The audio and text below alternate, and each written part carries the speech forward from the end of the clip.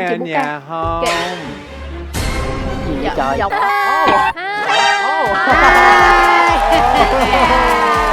Có bạn rồi nè. mình tới nhà mình ngồi vậy hả? Ok. Dạ mời anh ngồi. Dạ mời hai anh Mời ngồi. luôn. Đấy. Cũng vô tình là nhờ núp vào ở trong góc đằng kia, tụi em nghe được một cái cuộc trò chuyện khá là thú vị về cái sự khác biệt vùng miền. Đây là Daniel ở Hà Nội, đây là Daniel ở thành phố Hồ Chí Minh. Cái Tô. Đây, tôi vẫn gọi là bác đúng không? Bác đó. Vẫn gọi là bác. Mắc cười ghê ha. Cái gì mắc cười vậy anh? Không biết, nó khác quá. Ý nó khác là mắc cười. Nhưng mà cái giọng mắc cười của anh nghe nó không có mắc cười á. Không, em nghe cái giọng anh xong em mắc cười. Dạ, dạ, Dạ. cảm ơn đó.